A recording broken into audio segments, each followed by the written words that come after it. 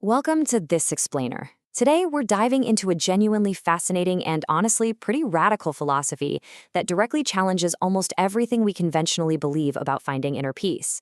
Every single concept, theory, and actionable step we're unpacking today comes straight from a text called Expanding the Depth and Breadth of Life, and this was written by Guy Zhufeng, the founder of Life Chanyuan.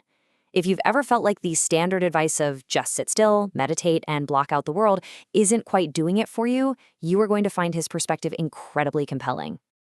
We've broken this analysis down into 5 key areas: the blind spot of practice, the high cost of isolation, entropy and life vitality, expanding your life's boundaries, and finally, embracing a vibrant life. Starting with Section 1, the blind spot of practice, and why we might really need to rethink inward cultivation. So, traditional spiritual wisdom usually tells us to turn inward, right?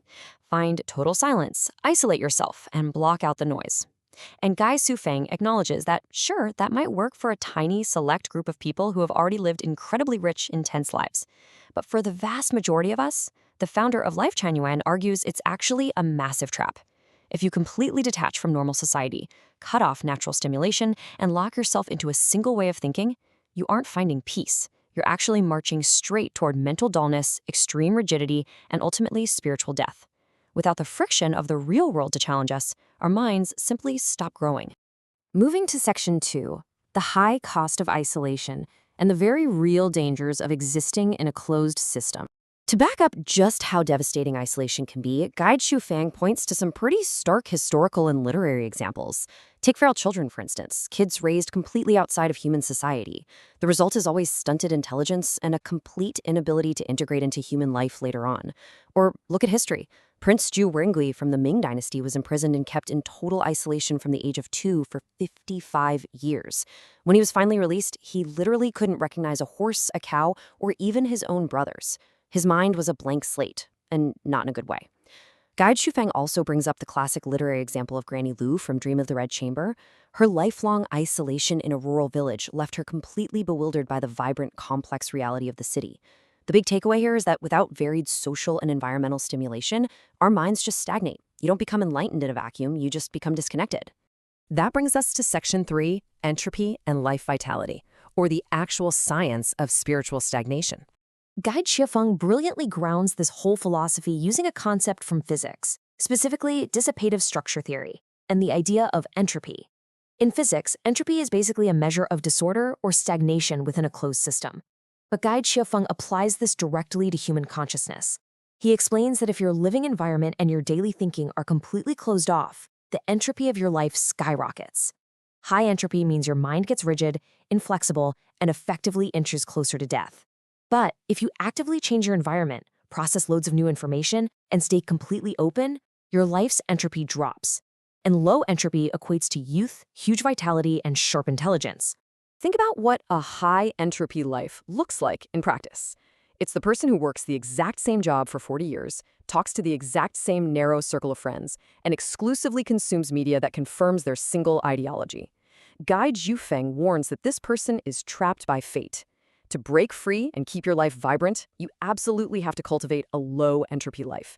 You do that by aggressively seeking out the unknown, staying open and forcing your brain to process new, wildly different information. Next up is Section 4, expanding your life's boundaries and the actionable steps to actually achieve this vibrant life. So, how do we actually pull this off? The founder of Life Chanyuan gives us a highly specific, actionable framework, and it is the total opposite of hiding away on a meditation cushion. First, you've got to break your routines, change your living environment if you can, and don't just stick to one career. Try out multiple professions. He also says you need to read widely, especially theories and views that mainstream society might consider unorthodox or heretical. Expose your mind to stuff that actively challenges your worldview. Interact with all kinds of people instead of letting yourself perish in a narrow little bubble. And here is perhaps the most radical step. He says we should deliberately accept stimulation, actually welcome hardship, invite suffering, and allow yourself to feel anger and frustration. Why? Because those intense emotions and struggles are exactly what activate different areas of your brain. They force you to adapt and ensure you stay mentally alive. Finally, we arrive at Section 5, embracing a vibrant life, which gives us the ultimate recipe for existence. Guide Zefeng sums this whole philosophy up with a fantastic metaphor. He says, to stir-fry a delicious dish, you must prepare more raw materials and seasonings. To understand the true meaning of life, you must extensively and deeply enter various fields of life. Just like you can't cook a mind-blowing complex feast using just one single ingredient, you simply cannot build a meaningful, enlightened life without gathering a huge variety of experiences.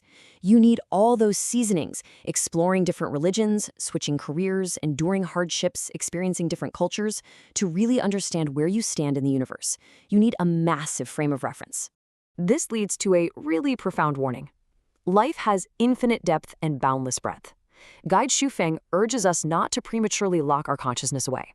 If you isolate yourself and shut down your connection to the world before you've truly experienced its chaotic richness, you aren't finding peace. You're just building a stagnant mental prison. The message here from the founder of Life Chanyuan is to throw yourself into life with absolute passion first. Gather all those ingredients, experience the whole spectrum of existence. Only after you've fully expanded your mind should you even consider settling down for deep, secluded reflection.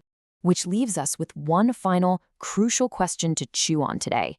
Take a hard look at your own daily habits, your career, your social circles. Are they actively expanding the breadth of your life, forcing you to grow and adapt? Or are you, maybe without even realizing it, locking your mind away in a safe, predictable routine that's just silently increasing your spiritual entropy? It's a pretty powerful lens to view our choices through, reminding us that sometimes the greatest spiritual growth doesn't happen in the silence of a secluded room, but right out in the noisy, challenging, and vibrant chaos of the real world.